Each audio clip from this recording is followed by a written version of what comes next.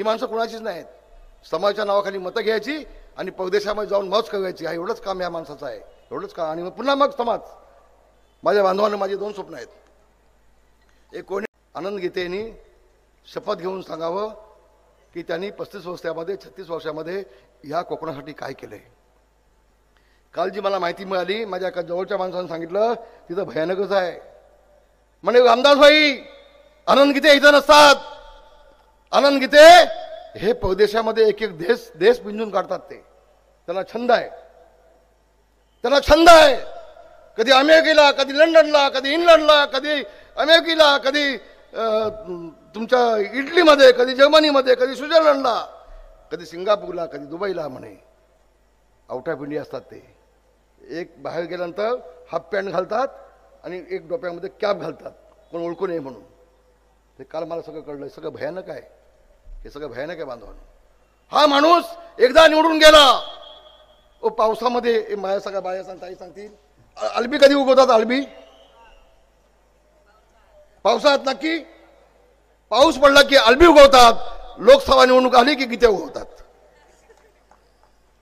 आहे की नाही मला सांगा तुम्ही?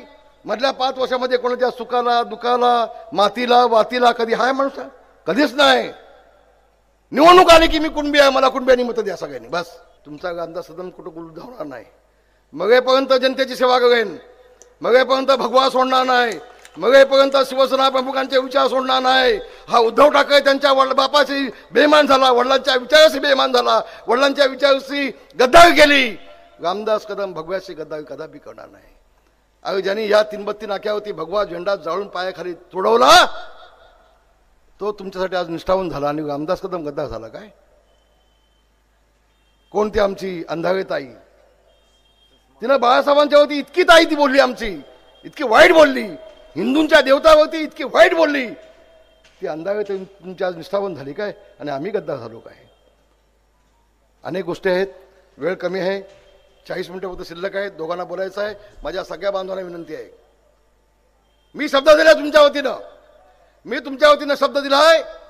तटकरे साहेब, तुमची मुलगी आमदार आहे, पण तुमच्या मुलीच्या मतदारसंघामध्ये लीड मिळेल ना, त्याच्यापेक्षा दापोली आणि गुहागरमध्ये तुम्हाला अधिक लीड दिल्याशिवाय घडणार नाही. हा शब्द तुमच्यानं मी त्याला दिलाय. माझ्या बांधवांनो, भगिनींनो, आपल्या सगळ्यांना विनंती आहे, घड्याळावरती आपण कधी बटन दाबलं नाही, कधीच दाबलं नाही. आपला सवय धनुष्यबाणाची.